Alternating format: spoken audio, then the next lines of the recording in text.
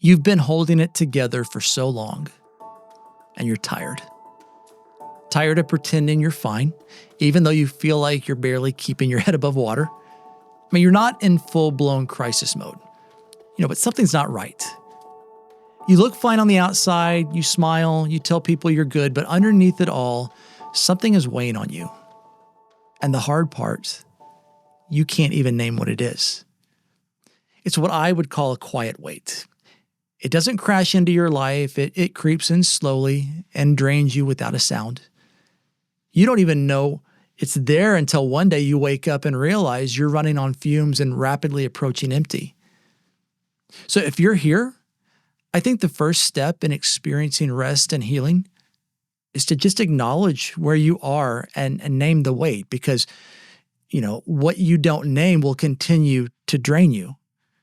Healing doesn't come from hiding your struggle. It begins when you stop pretending and let God meet you in a place that actually hurts. Now, with regard to spiritual exhaustion, there are 3 quiet weights that I've seen over and over and over again. And maybe one of them is yours. So the first quiet weight that I hear quite a bit is, I feel far from God and I don't know how to fix it. It's like you're not walking away. You still care. But your prayers feel like they're bouncing off the ceiling. You read scripture and it just feels dry. And when others talk about closeness with God, you feel, left out. If this is you, I want to offer you some encouragement. You might not be doing anything wrong. The fact that you feel this way might actually be a sign that your faith is alive. Because if you feel far from God and you're actually bothered by it, that means your heart is still hungry for Him. And hunger is a sign of life. And so that ache you feel, that longing, that's not a failure. That's faith reaching out. So you don't need to believe the lie that you're broken or that God has walked away. And definitely don't trust your emotions to tell you where your faith stands.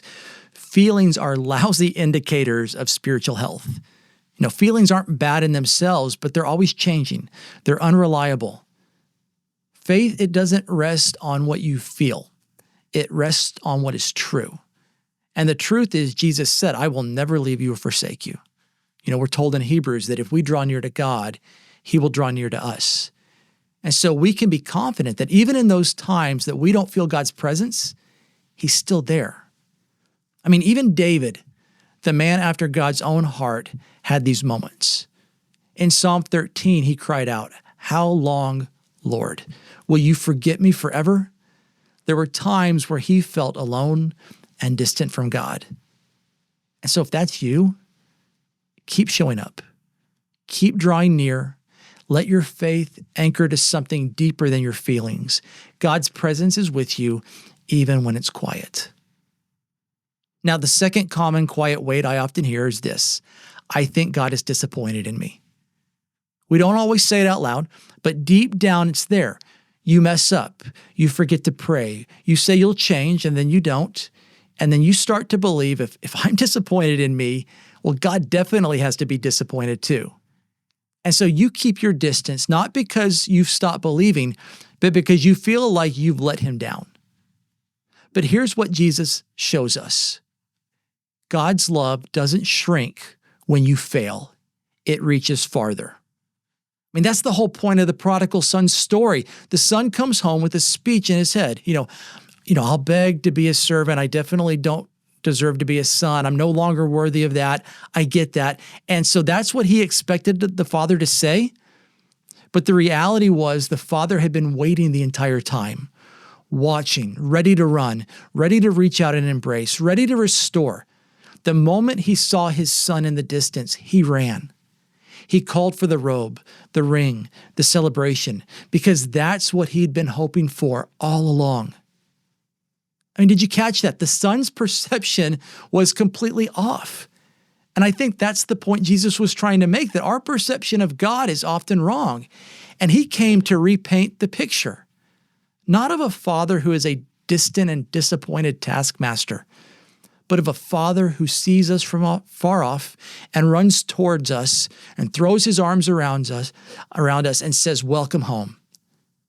And so if you've been carrying shame, thinking God is disappointed in you, maybe it's not your failure that's the problem.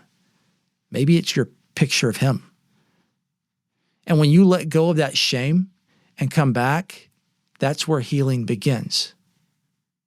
Now, the third quiet wait that I often hear is this: I'm so busy, I don't know how to slow down enough to be filled. See, it's not that you're running from God, you're just running, period.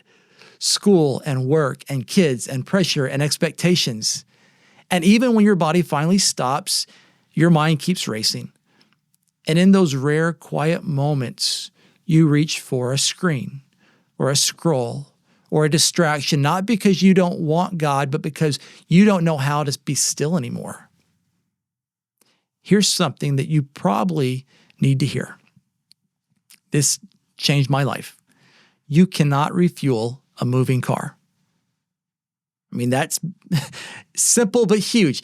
The car has to stop first. And the same way, so do we.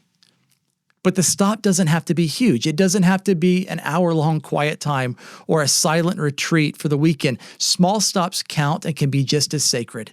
A deep breath or a moment of connection before walking in to school or to work. A couple of minutes of reflecting on a Bible verse before you pick up your phone and start scrolling. A whispered prayer between classes or meetings. When you stop, even briefly, you create space. And God meets us in the space that we give Him. See, Jesus doesn't say work harder. He says, come to me, all who are weary and burdened, and I will give you rest. You don't have to climb your way back to God. You just have to stop long enough to let Him fill you. Even rest can feel like a risk when you're used to carrying everything alone. But God isn't asking you to earn your way back. Just to come empty and stop long enough to be filled. Rest isn't a reward for getting everything done. It's a gift for the tired, for you. And when you finally stop, even for a moment, that's where healing begins. So if you're feeling tired today, emotionally, spiritually, or just deeply human, ask yourself, what quiet weight have I been carrying? Is it distance? Is it shame? Is it constant motion? Whatever it is, name it. Bring it into the light, hand it over. You don't have to carry it silently anymore. You don't have to fake being okay. God already sees it, and He's not disappointed. He's not distant. He's wanting and waiting for you. He's not wanting perfection. He's wanting you.